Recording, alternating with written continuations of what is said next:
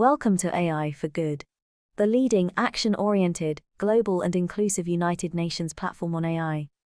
Organized by ITU, in partnership with 40 UN sister organizations, and co-convened with Switzerland. The goal of AI for Good is to identify practical applications of AI to advance the United Nations Sustainable Development Goals and scale those solutions for global impact. In today's session, we're counting on you to use the live video wall feature to ask questions and post comments to help create an engaging discussion.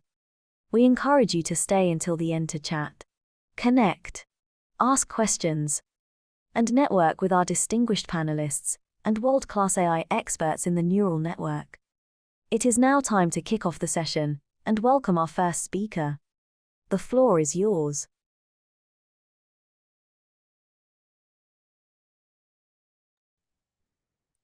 Hello, welcome everyone to this AI for Good webinar series from molecules to models. And the series aims to highlight the contributions of the 16 Alice programs to AI and life sciences and foster interdisciplinary collaboration. And today the talk is about explainable multimodal agents with symbolic representations, and can I be less biased? And first of all, I would like to introduce Ruotong Liao.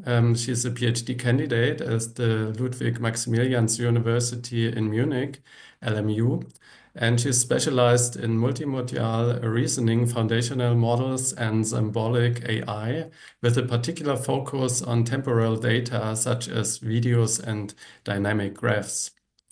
And our second speaker today is Felix Friedrich. Felix is a PhD candidate at the Technical University of Darmstadt, and his research focuses on generative models, with a particular emphasis on developing methods to effectively control and manipulate these systems.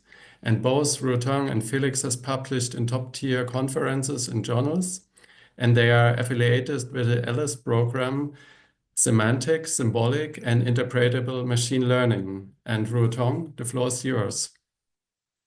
Thank you for the introduction. So I will start my talk now. Okay. Hi, everyone. It is a great honor to be here and to talk a little bit about our multimodal agent topic. The topic is Perceive, Remember, and Predict. Explainable multimodal agent with symbolic representations.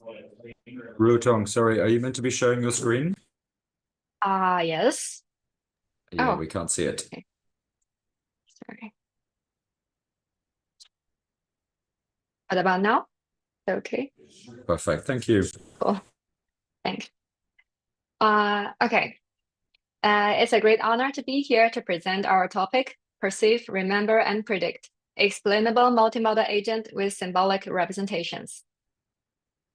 First, I would like to introduce a little bit about European Laboratory for Learning and Intelligence System and our program, Semantic, Symbolic, and Interpretable Machine Learning Unit.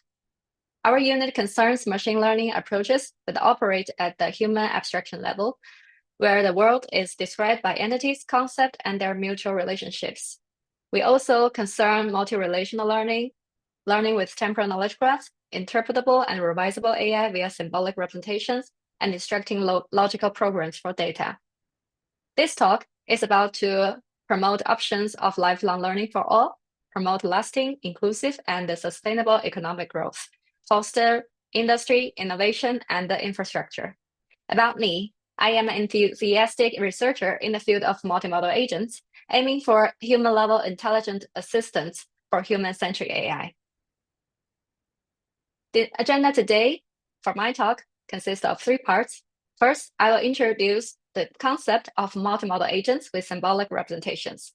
Then I will introduce an agent capable of forecasting the future, and then integrating multimodal inputs, and a multimodal agent that could understand video like a human. First, let's start with a symbolic view of knowing the world. Our memory consists of sensory memory, short-term memory, and long-term memory. The memory is a core function of our cognitive brain. Sensory memory take multimodal inputs such as visual memory, auditory memory, and touching memory. And the short-term memory is our working memory, consisting of short, limited context that we are working when we are processing something. Long-term memory consists of explicit and implicit memory, and for the declarative memory, the conscious part, we are more interested in. Specifically, there are episodic memories such as life events and semantic memories such as facts and concepts, and these are going to be discussed today. What are semantic memory?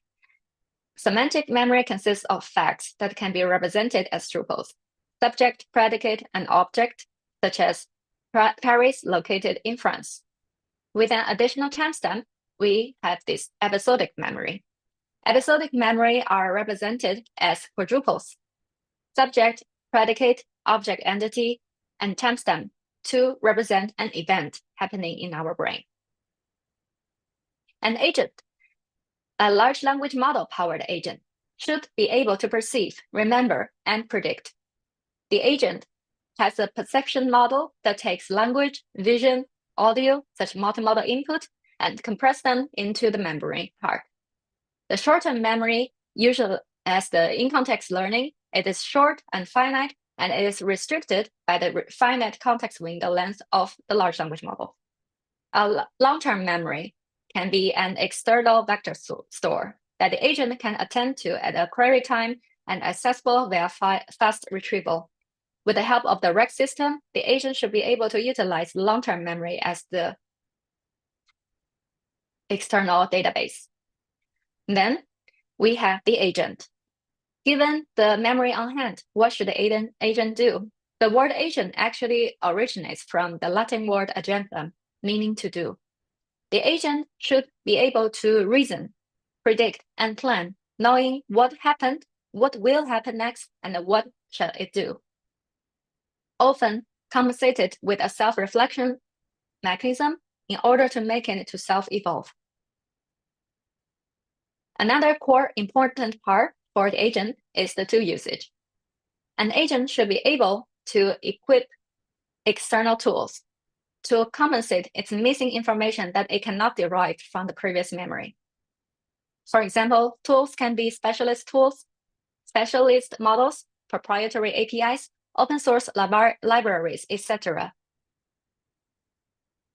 And about symbolic representation, we talk about episodic memory. An event can scale up to a very abstract level, such as news. Obama visits Turkey on a specific date. Or it can be a daily event happening in everyday daily life. For example, a girl plays violin this morning. Let's first have an abstract level of symbolic representations, that is in the news.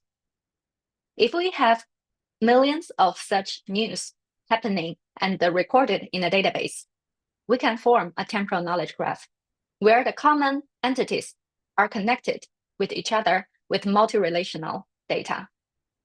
This is a perfect database kind of data format in order to examine the temporal reasoning ability of large language models as an agent to forecast the future. Given the observed fact, forecasting on temporal knowledge graph aims to predict future events. That given three other components, subject entity, predicate, and the timestamp, it should be able to infer what will happen next. What is the future entity that is missing? With this kind of a memory equipped with an agent, the agent should be able to know what will happen next and what it should do. Then we can build an early crisis system based on it. The first work, I will introduce the agent that predicts the future, generative forecasting on temporal knowledge graph. The first thing we need to think about is the size of the data. Here we have this kind of external memory that is approximately 380K quadruples storing in the memory. However, the limited context length window will limit the reasoning ability, which is the working memory. This modality challenge between data structures, such as temporal knowledge graph, multi-relational graph data, and large language models that can only process sequential natural language expressions, stand in the way. So the first is, how can we utilize multi-relational structured data? A very first intuitive is to use the in-context learning with large language models. Given the query, which team will win the Super Bowl in 2023? If we want to forecast on this task before 2023, the intuitive way is to sequentializing all the nearest past quadruples, centering around the Super Bowl. And then we feed the sequentialized context to large language models and let the agent to reason directly on the context that we extract. However, the performance is not very satisfying. Does it mean that the agent cannot predict the future or giving the reasoning based on the historical events? Remember, the memory consists of short-term memory and also the long-term memory. With the help of a rack system, we can let the agent consume much larger database. Therefore, we propose this temporal logical rule-based retrieval, which retrieve the most temporally and logically relevant facts with the rule mining. For concise, I will leave out the rule mining part. However, in short, you can understand it that relations between entities are also always come in a sequence. A former relation can cause a later relation, and they always exist in pairs. Therefore, we can form such a rule bank in the temporal knowledge graph, where event A will kind of cause event B, then we are able to infer what will happen in the next. So here we have this temporal logical rule-based retrieval, where you can see in the gray blocks all the relevant facts, and with higher information density is retrieved in the context. Here's an example. Without rec, with the query make an appeal or request, you can see that the retrieved facts, the relations are very general. For example, host a visit or make a visit. However, with the rec, we are able to retrieve more temporally and logically relevant facts. For the query make an appeal or request, we can retrieve more relevant news in the past. For example, acknowledge or claim responsibility or cooperate militarily. This will able to make us find the relations between the news and then able to form a crisis or early crisis warning system. However, even extracted the relevant facts, how can we teach the large language models to learn? Learning to reason, how can we do it? We propose this few-shot instruction tuning in order to overcome the cost in teaching large language models to reason. Besides, due to the reasoning ability of AI agent, we transform the traditional data-centric machine learning into task-centric alignment. We align the large language model with the task of forecasting the future, and then we are able to use only 16 samples out of 380K samples to teach the large language model to reason and to do the forecasting task, which takes only 0.0042% of the training data. Here, you can see after the parameter efficient training, large language models can train efficiently and then output its predictions given the context that you will retrieve further. And this kind of task-centric alignment, the AI agent has the cross-domain generalizability. No matter what kind of data set, it can learn the task and know what to do. And it also maintains in-domain generalizability, which means regardless of the prediction times that you want to predict, it does not require retraining. Now, after this abstract level of what symbolic representation is and how agent can predict, let's scale down a little bit to our daily life. Imagine here is an event happening in your life. A girl played violin in this morning. Can you imagine it in your brain? Can you come up with a vivid video? So, actually, human brain process the environment mostly relying on the video data. Our eyes can be a moderator that takes the visual inputs as a streaming video and took it into our brain. And there are so many events happening in our daily life. And for example, if for an egocentric video in the kitchen, there are so many events such as I wash the bowl, I pick up a knife. So can we also equip the agent with the eyes? What happened? Can it understand? I will introduce now an agent reasoning on events in video.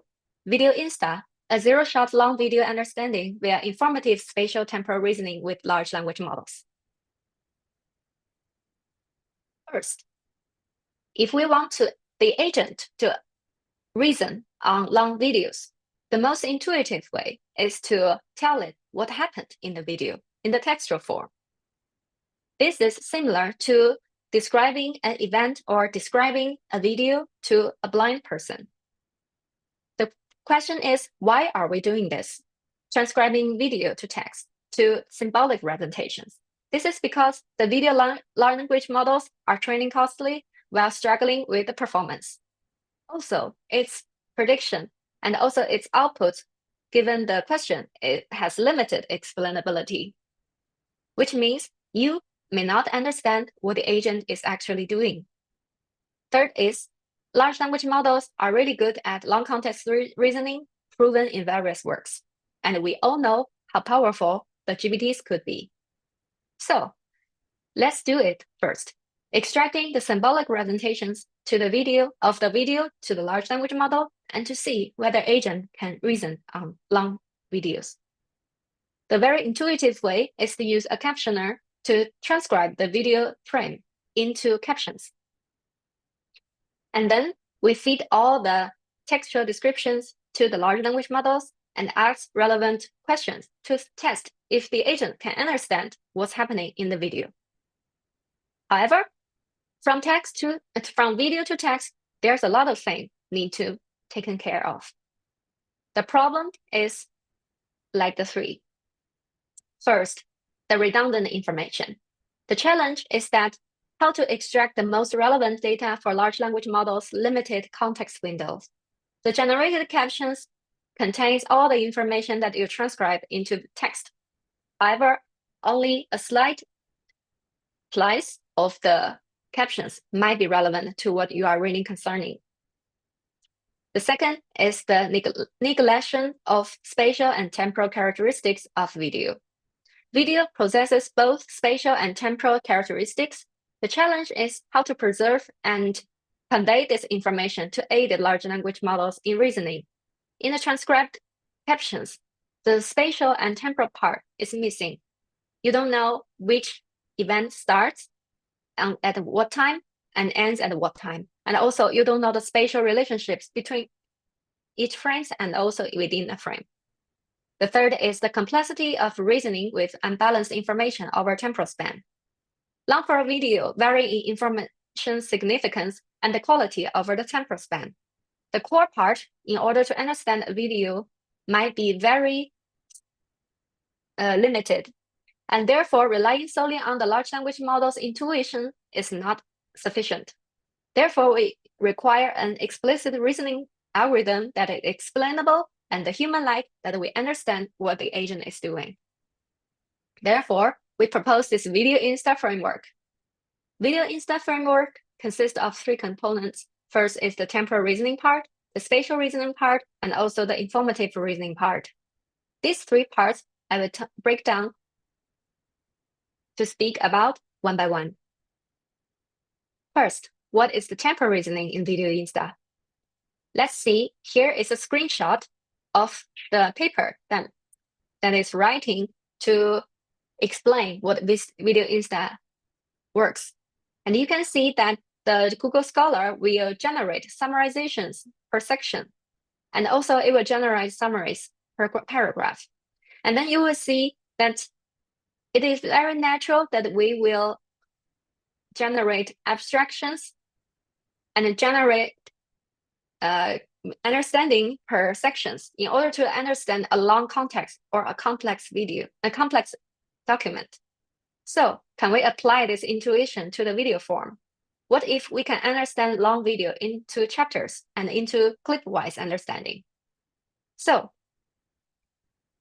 remember previously, we introduced that multimodal agents should be able to use these tools, external tools, in order to compensate the abilities that it is missing and also get the missing information to aid the reasoning. Therefore, we propose this query-agnostic temporal segmentation. This query-agnostic temporal segmentation is to utilize external segmentation tools in order to cluster the videos into events. A typical tool that we use is this KNN, the clustering method. However, we find that KNN often results in overlapping event boundaries because it only assigns frames according to the frame feature instead of considering the time distance. Therefore, we propose this CDPC-KNN, our density-based clustering method, which cuts the videos into clips based on the density change. It is intuitive that drastic change in the video often results in the transition in the video content. On the right-hand side, there is a qualitative comparison in captions to show that our consecutive density-based event boundaries lead to right position when cutting the videos into clips, and then only on the transition part. Second, after we clip the video into segments, how do we know which clip are more important? How do we know how temporal important each clip is? Therefore, we utilize another tool. This temporal tool is the specialized grounding tool. This query-aware temporal grounding tool utilizes external tool UniVTG in order to assign each frame a score, a saliency score, grounded to the query. And then we are able to derive the temporal information for the clip. Here you can see we have the interval, we have the length, and also we have the temporal saliency score represented in the symbolic form, representing the temporal information for each clip. Now we have this temporal information for each clip. Remember previously, we had this episodic memory, that how event is documented. For event, the most important thing is this subject entity and predicate and object entity. Therefore, we find that in the spatial reasoning part, within a clip, how can we extract what's happening?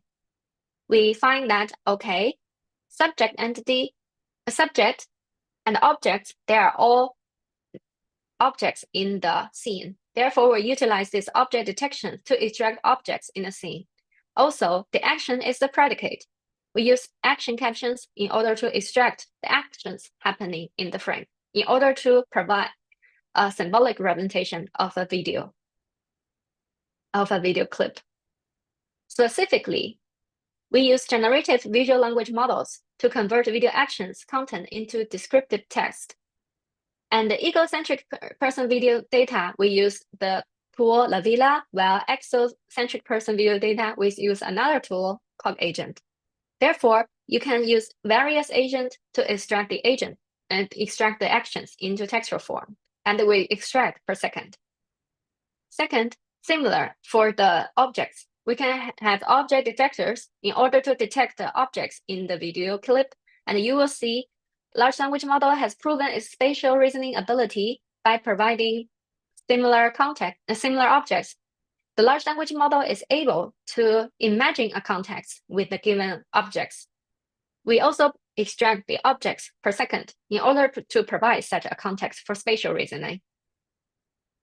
Further, we have this summary part in order to summarize the action caption and also the object caption. This is to further alleviate the redundant information. Here is the full pipeline for the spatial reasoning part, how we extract the symbolic representation and then with the better quality to reason.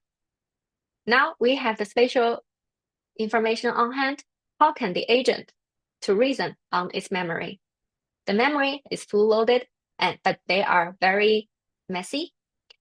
They have some information regarding temporal dynamics and also the spatial information. How can it reason? Remember, large language models as an agent should be able to do a self-reflection in order to reason, predict, and plan. With these symbolic representations on hand, how can we reason over it? We propose this self-reflective, informative reasoning in an iterative manner. To do this iterative reasoning, the self-evaluation of large language model is essential for the agent. We define 2 scores. The first is the informative score. This is an initial evaluation that a large language model assigns to each video clip, ranging from 1 to 0, indicating whether the information is not sufficient or sufficient.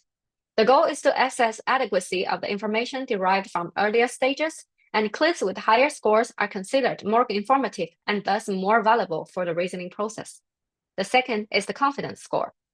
Confidence score is a self-assessment score that the agent generates after each question answering round, ranging from 1 to 3, reflecting the model's confidence in its answer.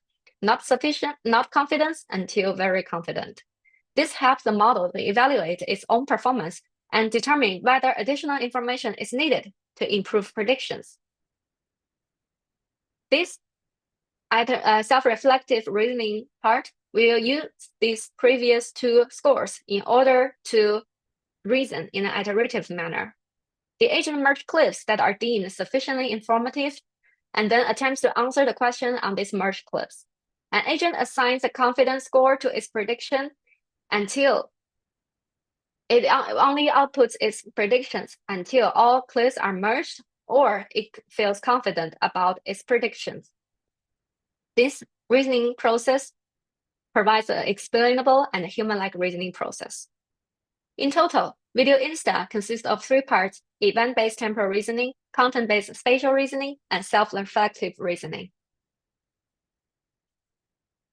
Our training-free agent is able to compare and outperform end-to-end video language models, and also comparable to the proprietary models such as GPT-4, and surpass it in the long-form video understanding. There, we could claim that we could equip the agent with eyes. Here's the takeaways. Video Insta is a zero-shot agent for long video understanding, getting rid of the heavy training, bridges the gap between spatial temporal reasoning ability proven in large language models, end-to-end models that experts in modeling spatial temporal characteristics. And also our finding proves that in order to improve long video understanding, symbolic representation quality matters, temporal dynamics modeling matters, and also a self-reflective reasoning methods, just like how human understand video is required. Here is the overall framework of the multimodal agent. Has a perception module to take in the multimodal inputs, restore a memory bank with short-term memory and long-term memory. Augmented with tool usage, the agent should be able to utilize self-reflection in order to reason, predict, and plan what to do. Video Insta is a large language model powered agent with extensible expert temporal and spatial tool usage via APIs, and also provides further adaptability, adapts to new expert VLM models easily, and also adaptable to open question answering, provide a more flexible agent able to understand future predictions and also taking video as the input. Thank you. Here is our talk in Perceive, Remember, Prediction, Multimodal Agent with Symbolic Representations. And welcome to further discussions. If you have any questions, you are welcome to join me in a QA session or contact me directly later. Thank you. I think it's time for our second speaker.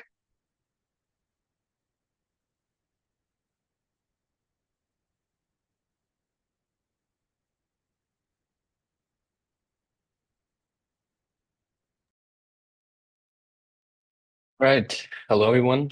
Thank you, Rutong, for the great talk. Quickly share my screen. Can you give me a small feedback, Rutong, if it works, hearing and seeing my screen? Yes, thank you very much. Exactly. Perfect. All right. So hello, everyone. My talk today is about the question, what if we could just ask AI to be less biased? This is based on an article from MIT Technology Review written by Melissa Heikkilä about a paper that we wrote called Fair Diffusion. And this is a joint work with all of my amazing co-authors. Before I'm starting, I will give you a small content warning and a disclaimer in order to talk about topics related to AI for good. Talking about fairness and safety, I'll also show example where things doesn't work out so well, entailing stereotypical depictions of people and also explicit language and images. So just to give this up front. We've all seen the great impact of generative AI. You can basically look at any application and generative AI has been find its way into it. On the other side, you might also find one of these examples, which you might consider funny, where you see the Pope in interesting depictions. All of them are fake, so they are all generated by AI. None of them is really the Pope.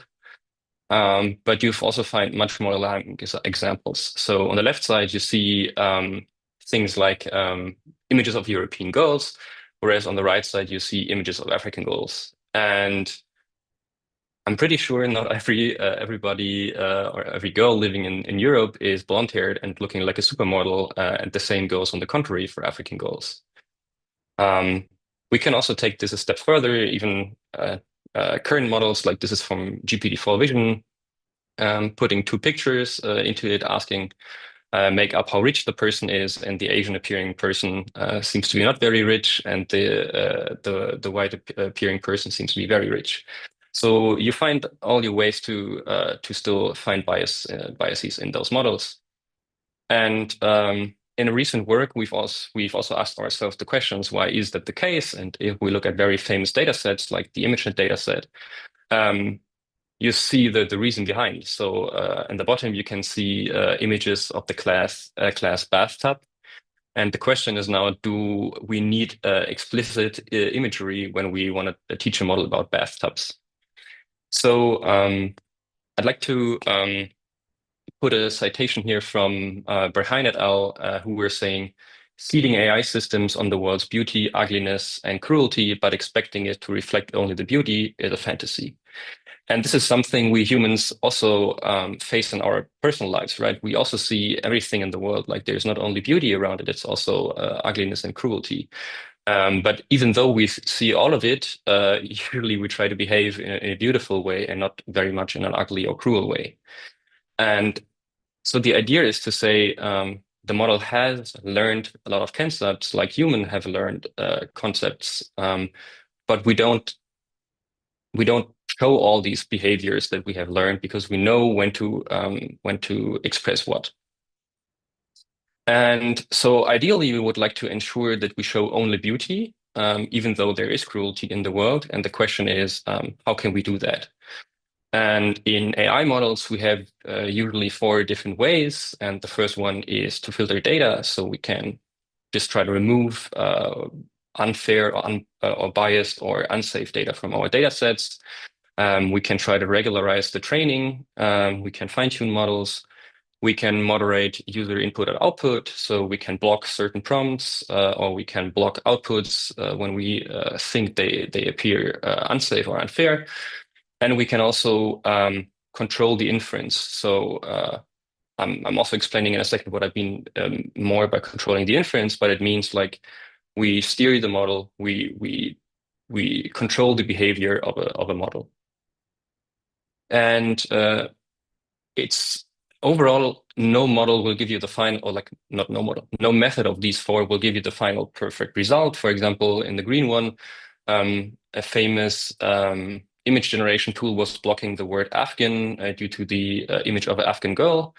Because it has copyright infringement issues. And so you could not generate any Afghan-related content anymore. So while this helps to prevent, for example, copyright infringement, you basically block a complete culture or society. And so the question is, how can we find different ways there?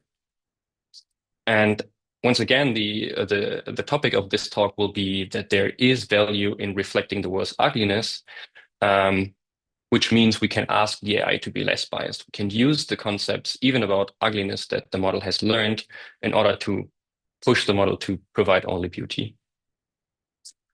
And I'd like to start with another example here, where we generate a photo of a poor person, and we can generate a bunch more. And once again, you would only have old people, predominantly of black skin tone, also predominantly male people. But on the other hand, for example, when we generate a different image, let's replace poor by young. The model is obviously able to generate a young person. So the model has learned both of the concepts. So what we can do basically is just ask the model to generate both concepts. A photo of a young poor person, and then you get not only old people. You can also put it a step further. You can say a photo of a young poor white person. So you can also put it into different ways. So the idea is that a model has learned different concepts, but it's not outputting those concepts by default. So we have to learn how to use those concepts and make those concepts a default. All right, let's step into text-to-image models and how we can diversify them. Text-to-image models generate images based on text prompts. So you can describe what you would like to have as an image, for example, a photo of a firefighter, and then you would receive an image.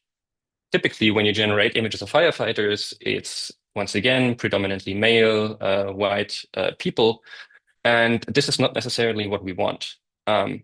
No matter what we think the world would look like, we need some control over how the world should look like, because AI models give us, for the first time, they give us the control over the world and somehow that we can create. So the real world, we can try to have measures like political systems, we can try to enforce laws and so on to create a society we would like to live in. And if in AI models, they also reflect or represent some kind of world, but we don't know what it should look like. But just merely copying the internet is maybe not the right thing. So the question is, how can we enforce control over them and change the way, for example, an image generator depicts firefighters? And the method that we are proposing is called fair diffusion. And that means we are going to steer the model during inference. So when we generate the image, we will steer the model to go more in the direction of diversity and fairness and go more away from unfair depictions. And this can, for example, be when we generate images of nurses, this can be gender, same for firefighter, but it can also be ethnic or racial appearance when we talk, for example, about poor persons. Now we're going to dive a bit more into technical details. As I said, when we generate images with text-to-image models, we start from random noise, and then we want to iteratively denoise the image to end up with an image that is high quality. And this is achieved by a technique that is called classifier-free guidance. So on the one side, you estimate an image that is aligned with your text, for example, a photo of a firefighter. You do the same without the text. You compute the difference between the two. It's also depicted here in the formulas, who's interested in that. You compute the difference, and then the scale is up. And this you do multiple times, and then you'll end up with an image of a firefighter. So this is the basic technique behind. But you're not only able to do this for the prompt you want, so let's say for the photo of a firefighter, but you can also compute the concept, for example, female or male or black or white, whatever. You can also compute this concept and add this concept to the equation. And if we add this concept to the equation, we can then, depict it in red, we can remove this concept from the firefighter concept. And then the resulting concept is a firefighter that has not the unfair concept. For example, we remove the male concept from firefighter, and then we will get female firefighters. And if we do this, or if we integrate this equation, we can, we result in image generations that are much less biased than the input or like the default distributions would look like. showing some further examples is when we generate images of Japanese women, for example. Japanese women, as previous work have shown, at least in the internet, have a very, very strong stereotypical relation to nudity. So even if you generate for the normal prompt Japanese women, you have a probability of 80% to result in nude images. And this is pretty alarming. But even if the model is so super biased, you can basically apply fair diffusion, and whenever you generate an image, you can say remove the nudity concept. And this way, no matter what you generate, you would not generate nude images anymore. So the model has learned the cruel concept or the ugly concept, nudity. But you can use this concept to tell the model, hey, please do not do nudity. And this is pretty cool, because even if like we humans are imperfect, you're still able to work at least with what you have learned. And you can also extend the same to other concepts. It doesn't necessarily need to be nudity. So as said, you can also change gender appearance or skin tone appearance. And by that, you can basically have the same image. The image looks the same, but you just change the characteristics that you're interested in diversifying. And the question is now, if we look at the top row, that's what the default image generator would give us. So like only white males. The question is now a bit like, in what world would we like to live? Would we like to live in the top world or in the lower world? And while there is no final answer to that, so like it's not there is necessarily a truth to that, we need to think about tools, or like how we can create tools in order to make sure that we could control different distributions. Because I'm pretty sure people in Asia, for example, are not very interested in generating firefighters that just look like the top row, or anywhere in the world, right? So like there is much more we need to do in order to think about the distributions and the representations that we want our models to output.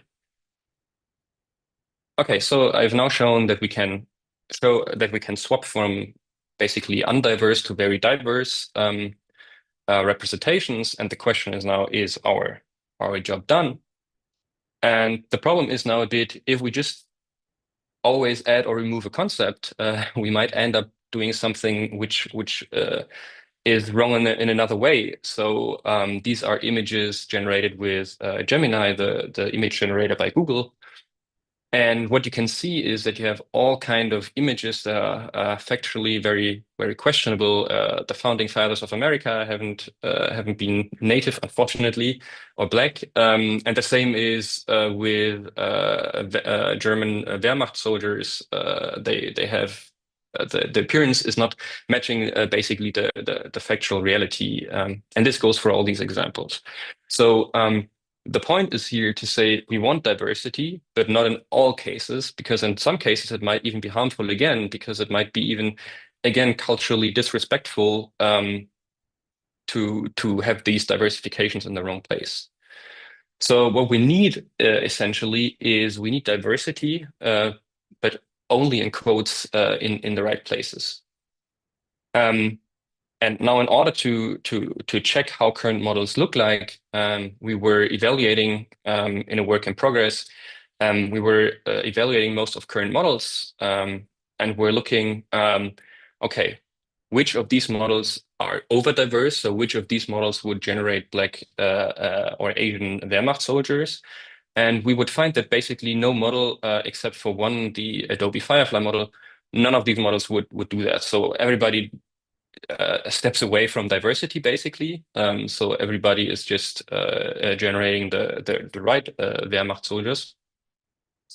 On the other hand, if we look at, for example, CEOs here in the middle, we see that basically all models would just generate white male CEOs. So they're perfectly correctly diverse in a sense of they would not generate Black Wehrmacht soldiers, but they would also follow the stereotype for things that have no, even in the real world, have no such stereotype attached. So they would generate very strongly only white male CEOs, whereas even in quotes in the real world, the diversity is much stronger.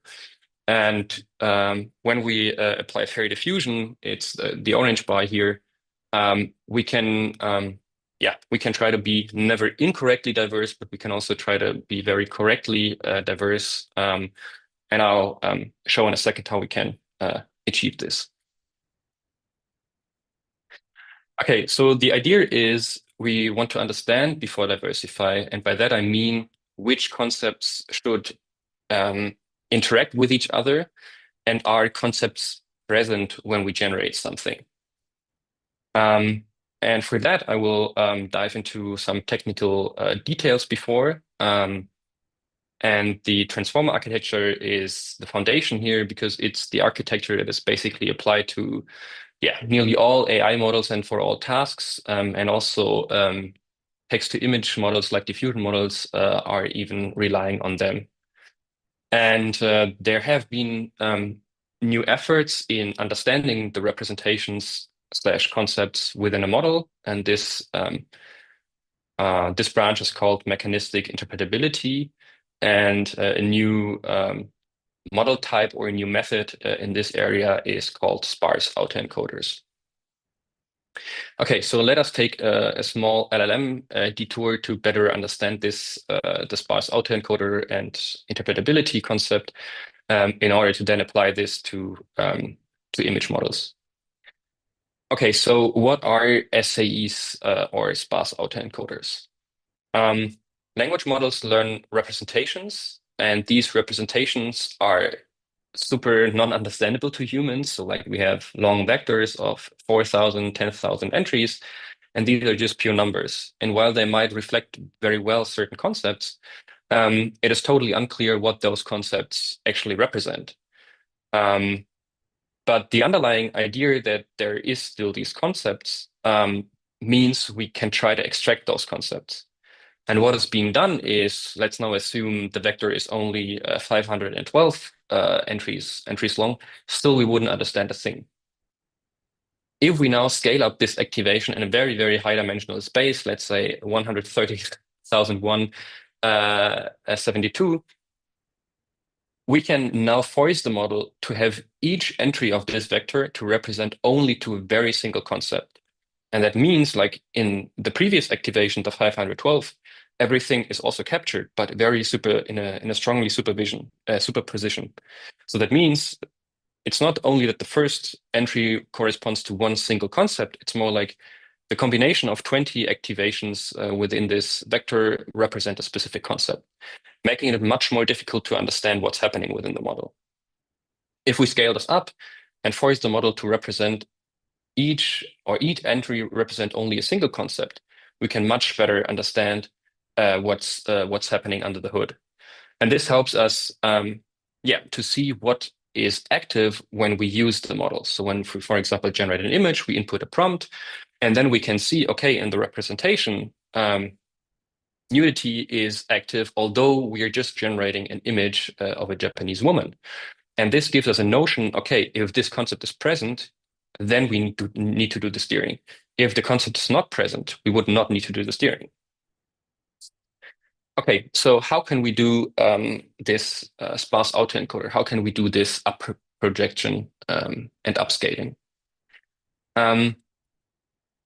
This is also going to be more technical, but the rough idea is we try to take activations from the transformer at the end of the transformer block. We can take a sum block. Let's say we take block 10 of 20. And then an autoencoder has the central objective of just reconstructing the input. So we want our autoencoder architecture to just reconstruct the activation so that the reconstruction is as similar as before. On the other hand, we would like to condition the activation to be very sparsely activated. So that means when we do the upscaling, we don't want all of the 100,000 dimensions to be activated, but we allow the model only to activate 10 or 100 activations. And that means the model really has to focus on grasping the underlying basic concepts in a representation, and hence result in a monosemantic space. So each concept and each entry really corresponds only to one concept or feature. And in order to make this even stronger, if we have data to with labels at hand, so let's say we have, for example, images where we know that nudity is consent, or we have text prompts where we know there is toxicity in, we can also use the labels here denoted in Y and supervise the learned features. So we can really force the model to say, okay, the first dimension in my label representation has to correspond to toxicity. It has to correspond to gender. And this way, we can really teach a model to learn specific concepts. And this is optimized, as said, not only for reconstruction, which is the basic task of an autoencoder, but it is also optimized for classification objective, as said. So when we want to have label supervision for specific concepts, we add another conditioning loss here. Okay, so what can we do with this, and how does it look like? So what we did now is we fed the model several activations for text prompts. So we were inputting examples, for example, of toxic content and of non-toxic content. And what we try to see is if the feature that we learned corresponds to the activation in the input. So let's say we have a toxic example. So that means the concept is present. The feature activation should be very high. If the example is non-toxic, the feature activation should be low. And this we did for a bunch of concepts. And what we could find is that the red, which is our method, corresponds pretty well with the expression of the label. So our learned feature in the sparse autoencoder is highly activated if a concept is present, and it is barely or not at all activated if the concept is not present. Okay, so why is this interesting? Even during generation, we can already understand if the result will be biased. So if the concept Asian person and Wehrmacht soldier are both activated at the same time, we know that we have to intervene and steer the generation. So that means these are two concepts that should not be combined. And once this happens, we can simply again remove the one dimension, for example, Asian, and by that avoid one of these crazy outputs. On the other hand, if we see, for example, Asian person and CEO is activated, no intervention is needed. So everything is fine in a sense because it is depicting the right correlations.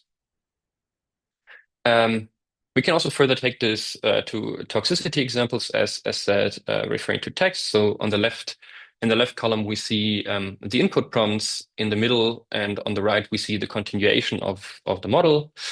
And in the middle, we have the base model, and we can see that the model just continues to be very toxic.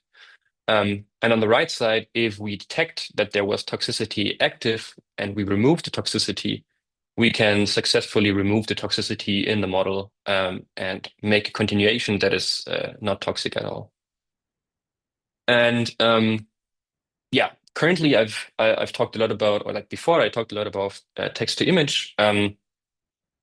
And now we've made a small LLM detour. And as we could see in LLM, it works already pretty well. Now it would be great to leverage this for text to image models too,